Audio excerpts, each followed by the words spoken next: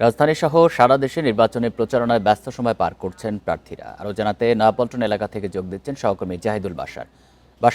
নয়াপল্টন এলাকায় কারা কারা এখন পর্যন্ত প্রচারণা চালাচ্ছেন আর কি ধরনের প্রতিশ্রুতি প্রার্থীরা দিচ্ছেন? দেখুন, আমি এই মুহূর্তে আছি বিএনপির কেন্দ্রীয় কার্যালয়, যেখানে ঠিক সেই এলাকায়। এখানে মির্জা আব্বাসের যেই নির্বাচনী এলাকার মধ্যে পড়েছে এটি, এবং এখান থেকে কিছুক্ষণ আগে মির্জা আব্বাস এই এলাকায় ছিলেন। তিনি একটু বাসায় গেছেন, আমাদেরকে যেটি জানিয়েছেন। এরপরে আবার আধা ঘন্টা পরে আবার তার প্রচারণা শুরু হবে।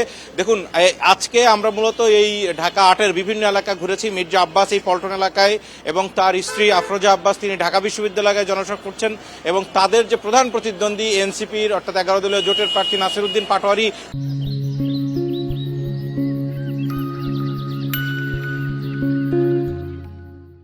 তিনি গেছেন আজকে ঠিক মির্জা আব্বাসের যে বাড়ি সেই এলাকায়, অর্থাৎ শাহজাহানপুর এলাকা। আমরা সেখানেও ছিলাম।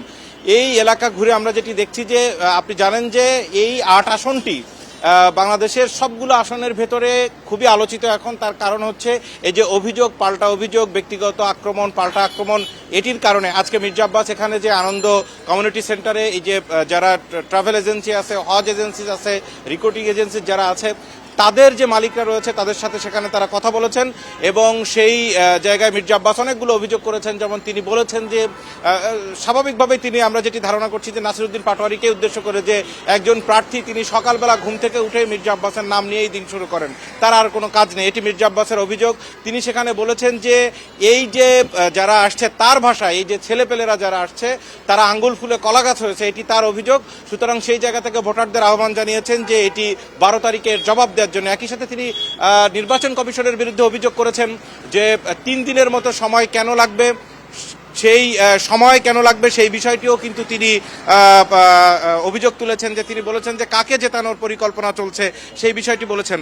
একই সাথে নাসিরউদ্দিন পাটোয়ারি তিনি পাল্টা অভিযোগ করে বলেছেন যে এই এলাকায় যদি তার প্রধান প্রতিদ্বন্দ্বী ধানের শীষের প্রার্থী যদি নির্বাচিত হয়ও, তাহলে এইসব এলাকায় চাঁদাবাজি বন্ধ হবে না। এটি তিনি চ্যালেঞ্জ ছুড়েছেন যে সেটি বন্ধ হবে, সেই চ্যালেঞ্জ তারা দিক, এমনটি তিনি বলছেন। একই সাথে মির্জা আব্বাসের স্ত্রী তিনি বলেছেন যে 12 তারিখের যে নির্বাচন, সেখানে আসলে নাসিরউদ্দিন পাটোয়ারির সাথে তেমন কোনো প্রতিদ্বন্দ্বিতাই হবে না, কিন্তু যেটি বলছেন যে তারা বিপুল ভোটে ধানের শীষের প্রার্থী অর্থাৎ মির্জা আব্বাস তিনি জয়ী হবেন। নাসিরউদ্দিন পাটোয়ারি সেটি অস্বীকার করেছেন, এবং তিনি বলেছেন 12 তারিখে তারা, বিশেষ করে তারও বক্তব্য হচ্ছে শাহজাহানপুরেই এনসিপির সবচেয়ে ভালো যেই জনসমর্থন সেটি মির্জা আব্বাসের এলাকায়। অর্থাৎ এটি বোঝাই যাচ্ছে যে এইখানে আসলে একটা কথার যেই যুদ্ধ, বাকযুদ্ধ, সেটি চলছে দুই প্রার্থীর মধ্যে। আমরা দেখেছি মির্জা আব্বাস তিনি দীর্ঘদিন এই বিষয়গুলোর প্রতি উত্তর দিতেন না, কিন্তু যত নির্বাচন ঘনিয়ে আসছে আমরা দেখেছি যে প্রতিনিয়তই তার প্রতিদ্বন্দ্বী যা বলছেন মির্জা আব্বাস সেটির উত্তর দিচ্ছেন।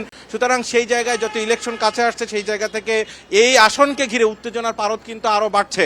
বাংলাদেশের বিভিন্ন এলাকায় নানান ধরনের অনাকাঙ্ক্ষিত ঘটনা আমরা এরই মধ্যে দেখেছি। মারামারি হয়েছে, সংঘর্ষ হয়েছে। এই ঢাকা 8-এ সেরকম বড় কিছু হয়নি, কিন্তু যেটি আশঙ্কা করা হচ্ছে, এবং দুই দল থেকেই আজকেও মির্জা আব্বাস তিনি বলেছেন যে বড় ধরনের ষড়যন্ত্র হচ্ছে বিএনপিকে হারানোর জন্য, সেখানে বিভিন্ন প্রতিষ্ঠানও জড়িত রয়েছে, সেই অভিযোগ তিনি করেছেন।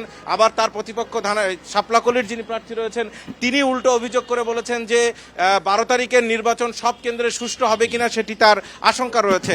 সব মিলিয়ে আমরা যেটি দেখছি যে এই ঢাকা 8 আসনটি প্রতিদিন বিভিন্নভাবে এটি আলোচনায় রয়েছে, এবং ভোটাররাও, আমরা যেটি দেখছি যে ভোটাররাও একরকম কনফিউশনের মধ্যে আছে, তারা এক ধরনের ধসার মধ্যে আছে। কারণ এই আসনে যেটি দেখছি যে প্রার্থীদের যে আশ্বাস বা প্রতিশ্রুতির চেয়ে প্রতিনিয়ত কথার যে বাকযুদ্ধ সেটি সবচেয়ে বেশি চলছে। নয়াপল্টন থেকে জানাচ্ছেন সহকর্মী জাহিদুল বাশার।